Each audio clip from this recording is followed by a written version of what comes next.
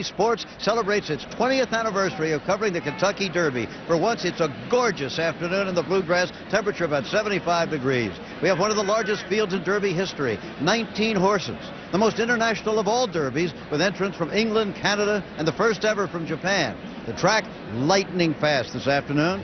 The barns at Churchill Downs are located behind the backstretch, and this is known as the walkover. It's a great sight, 130,000 people looking on, and here come the horses and the connections, and walking over with a guy who certainly knows his way into the winner's circle is Charles.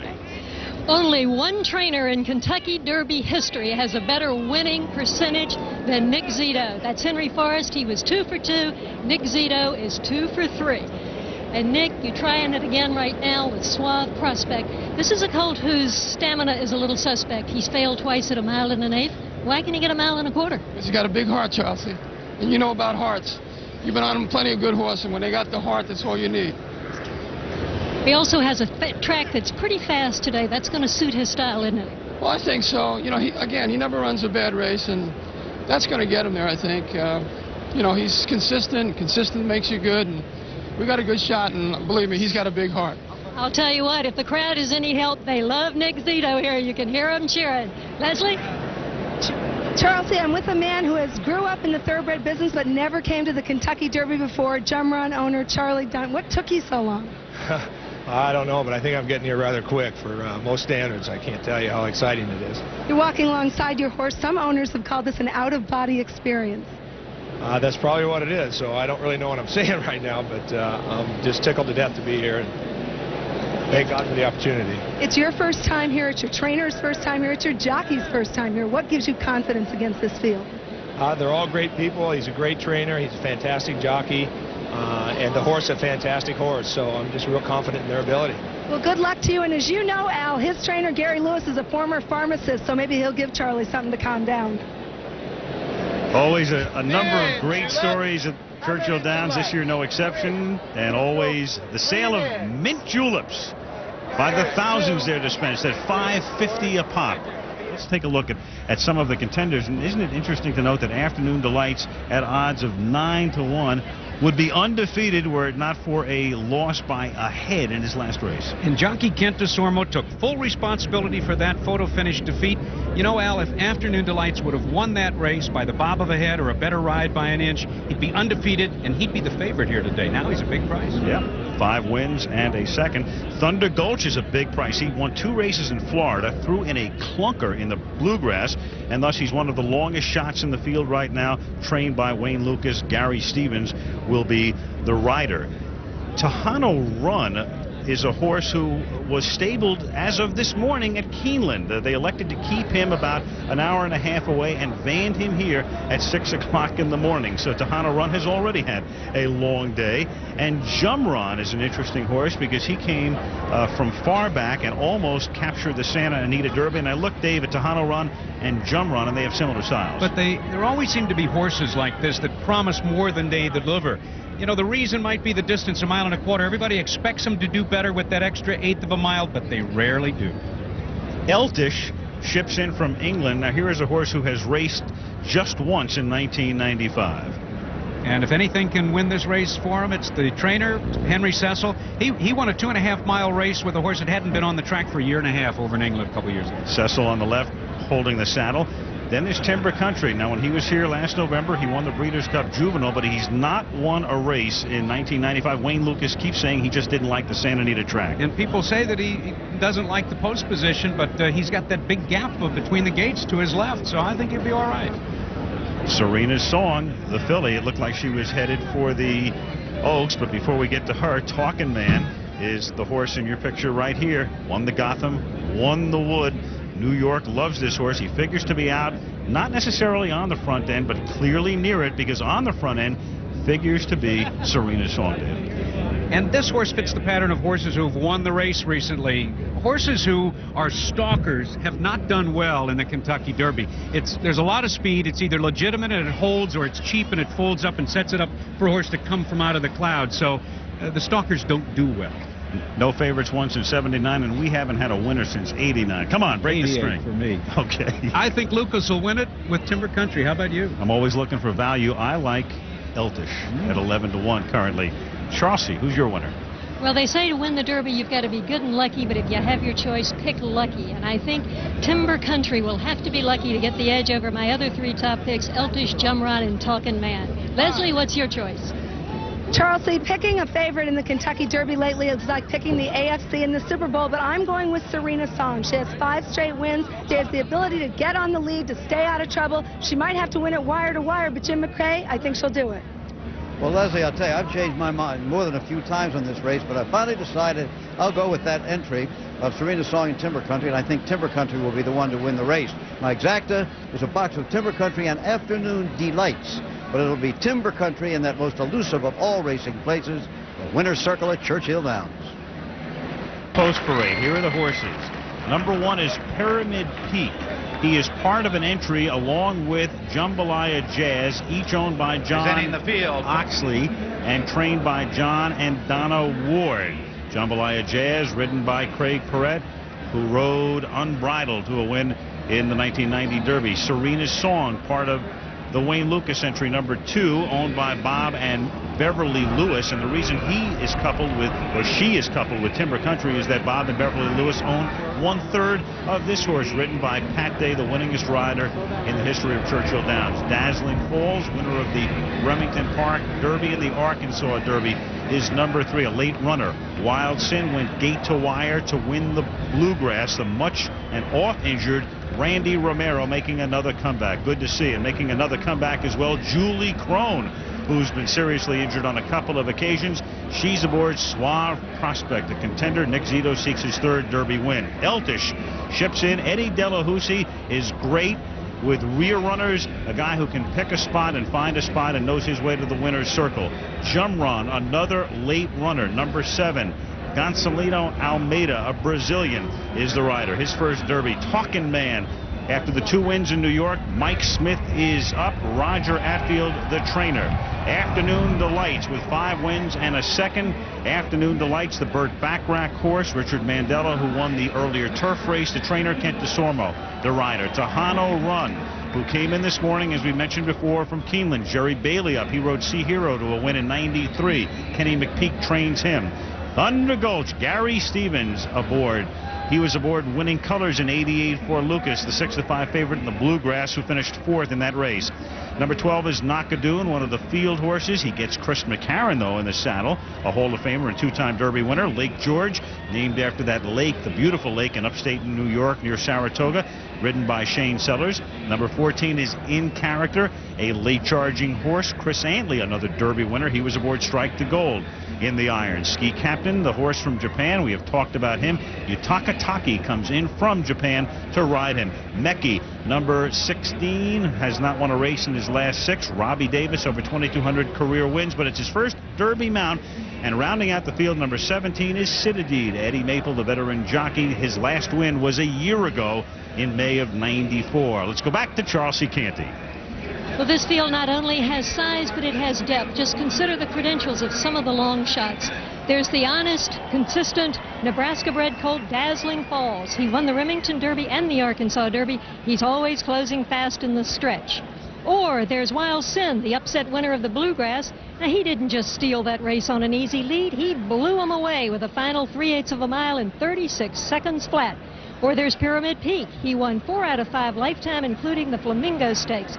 This owner-trainer-rider combination pulled a major upset in the Oaks yesterday, and they're hoping to become the first since Ben Jones and Calumet to pull it off again. There's Jambalaya Jazz, coupled in the wagering with Pyramid Peak. Jerry Bailey right there with Tejano Run. And there is Timber Country, last year's 2-year-old champion, with Pat Day moving into the first stall of the auxiliary gate. Interesting that the horse from Japan, Ski Captain, was really never let go to gallop. The 2 handlers just stood aside him as he came to the gate. There's Lake George, part of the 6-horse mutual field. Just a couple more to load. Meki moves in, and Citadine. Is that great horse 6 out starts, there, all of those in Europe. All 3-year-olds. The filly carries 5 pounds less. 126 for the males. Look at the horse down.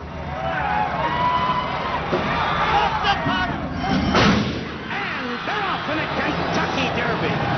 Afternoon Delights gets away quickly, and Serena's Song is expected on the outside.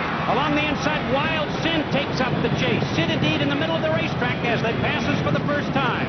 Serena's Song on the outside leads it. Wild Sin at the rail is second. Citadine right there, third. Talking Man in tight quarters between horses, fourth.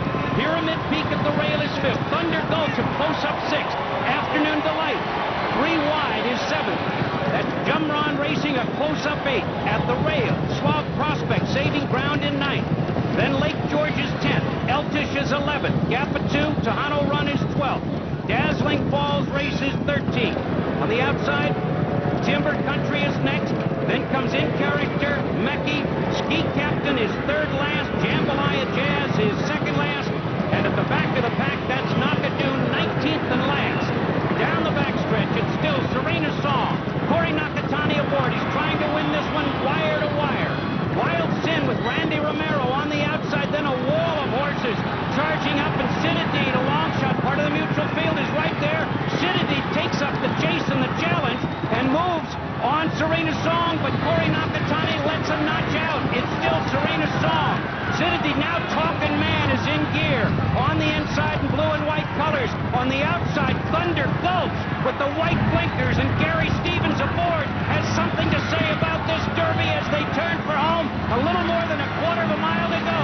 Serena's Song desperate to hang on between horses. Talking Man on the inside, but Thunder Gulch emerges with the lead, and Thunder Gulch with Gary Stevens takes command. Talking Man along the inside, and now here comes Tejano Run, and in the middle of the racetrack, it's Eltish along with Jumron, and down the stretch they come in the Derby, and here's the winner. It's Thunder Gulch. Lucas wins it with the lesser of the 3 horses he trained. How about that? Thunder Gulch wins it. Timber Country was flying its photographs all around for the place and show spots. Gary Stevens, who won it with winning colors, wins it again. Michael Tabor, who was victorious in the winner's circle in Florida, now gets to go to the winner's circle at Churchill Downs on Derby Day. Bob Lewis, right there with a smile on his face. Wonderful, a good wonderful loser. Fantastic. Fantastic is right, Bob. This was one hell of a race. 19 horses, and it's Thunder Gulch who comes home the winner. Now official, $51, $24.20 and $12.20. Tejano Run finishes second, $10.20 and $6.80.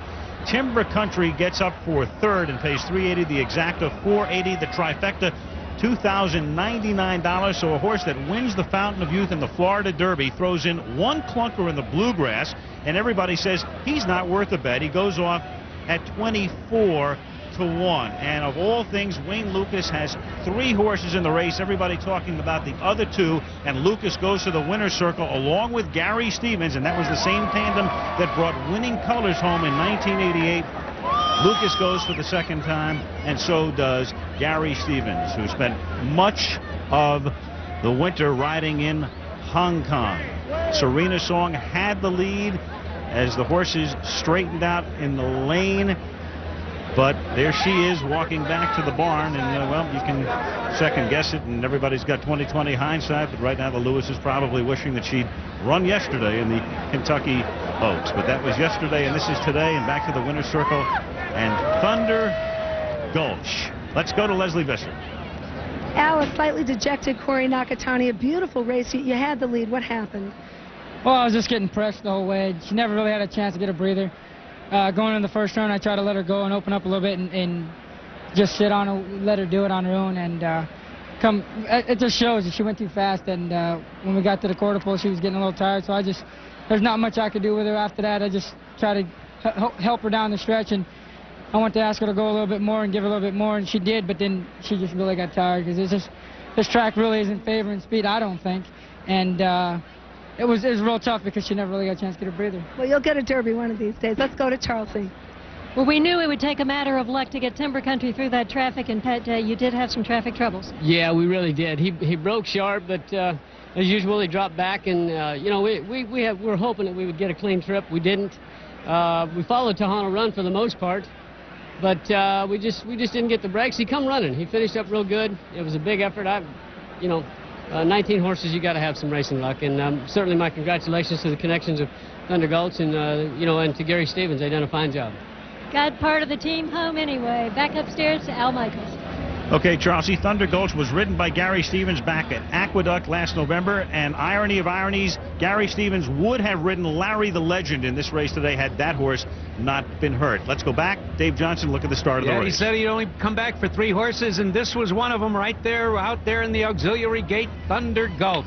From the bell, it was Serena's Song with the yellow cap. She had a good run, and she was actually setting faster fractions than Winning Colors. Winning Colors raced 3/4 in 1:11 and 2. This horse went 3/4 in 1:10 and 1, so she was much faster than Winning Colors early in the race, and of course she faded, setting it up for a come from behind her. Watch for the white blinkers, watch for Gary Stevens, and as Corey said, well, let me phrase it differently, you rarely get a breather in the Kentucky Derby. First quarter in 22 and 2, the half in 45 and 4. They went 6 furlongs in 1:10 and 1, and let's pick it up on the far turn. Breathing down her neck. Here comes Gary Stevens in the orange and blue colors and the white blinkers. That's Thunder Gulch. 6-5 in the blue grass. Grass pays $51 today. Talking Man found some room along the inside rail. Looked like he was going to be part of it for the last furlong, but Gary Stevens with a strong ride comes all the way from Hong Kong for a reason. Thunder Gulch, trained by Wayne Luke. What a performance. Thunder Gulch at odds of 24 to 1. The reason he was not coupled with the other Lucas horses is that there was a commonality of ownership with Bob and Beverly Lewis owning the other 2 horses, the other 2 Lucas trained horses. This one a separate horse because of separate ownership. Michael Tabor owning this horse, Thunder Gulch, who takes Gary Stevens and Wayne Lucas into the winner's circle in a good time, 2:01 and 1. Tahano Run gets up for the place spot. Timber Country from traffic problems finishes 3rd. And the 7 horse, Jumron, was 4th. The winners, and with Tom Meeker, the president of Churchill Downs, congratulations on the 2nd biggest crowd of all time, 144,010, I am told, and on another wonderful derby. We're absolutely, I mean, it couldn't have been a better day here in Kentucky. The last 2 days have been great, and great racing, and a great surprise today. It gives me great pleasure in introducing our governor, Brereton C. Jones, the governor of the Commonwealth of Kentucky. Governor? Thank you very much. It's with tremendous pleasure that I have the opportunity as governor of the Commonwealth to present to Mr. Tabor the most important trophy, I believe, in all of racing for the greatest race in the world, and that's the Kentucky Derby. You deserve it, Mr. Tabor. You had the good judgment to choose one of the preeminent trainers in the world, one of the greatest jockeys that ever rode. It all came together for you, and congratulations. Thank you very much indeed. Okay, Mr. Tabor. This first Derby victory for Monaco, I think, where you spent a lot of your time. I'm very surprised if anybody else from Monaco's won the Kentucky Derby. You were very wise to pick up this horse at the end of his 2-year-old year. Well, it was thanks to Demi O'Byrne, who's a very good friend of mine. He lives in Ireland, and it was his choice, and I can't thank him enough because his judgment has been supreme. Wayne, I don't know, what a sneaky thing to do. All week long, everybody, including you, has been talking about Timber Country and the filly, and here you win with Thunder Gulch. Well, it's such a difficult race to win. I thought we needed 3 of them as bad as we're going. I felt real good about him all week, and he was standing between a ballerina and a 2-year-old champion, but he's now earned his own right to hold his head and walk down that track as Derby champion. I think obviously he'll go on to the Preakness, but what about the other 2? I think we'll consider certainly the Colt, and I'll get together with Mr. Lewis and we'll look at the filly. I can't say enough about Gary coming back early from his Hong Kong experience and the ride he put on. It was just marvelous, and thank you for the opportunity, Michael. Okay, but that is definite for the Preakness, obviously, for him. And the other 2, going to think about it. I'm sure Timber Country will be there, and we'll look at those 2 very seriously. General Manager of the Chrysler Plymouth Division. He's got the keys to something for Gary Stevens. Steve? Thanks, Jim. Gary, congratulations on a terrific race. On behalf of Chrysler Corporation and Chrysler Plymouth, I'd like to present you with the keys to our newest all-new Chrysler. Enjoy it. Thank you. Great race. Thank you very much, and thank you to the Chrysler Corporation for the great sponsorship they put into this race, and thank you, Kentucky. Well, we talked about the international flavor of this race, and here we have an owner who spends time in Monaco, and he's an Englishman originally, and a jockey who spent the winter in Hong Kong, and who was originally supposed to ride Larry the Legend until he got hurt. A last-minute pickup, and you've won the Derby. It's a funny sport, isn't it? A funny sport. It's been an unbelievable spring for me. Mr. Lucas had contacted me before the Santa Anita Derby and said, if Larry the Legend doesn't run well today, keep this horse as an option for yourself. So obviously when we found out that he was injured, we got in contact with Wayne, and it's just been that kind of year. Wayne does think ahead, you know. Let's take another look at it from the far turn, if we can. Here we go. Well, I think our main concern was the post position that we had, and things couldn't have went smoother coming from the gate. We got over close to the rail. This horse was absolutely galloping down the backside and just had an unbelievable trip from that post position. I started putting him under a little pressure right here when Talking Man started getting through on the inside. This colt has had a habit of wanting to lay on other horses when you come into the stretch. Has never won a race by a big margin like he has today.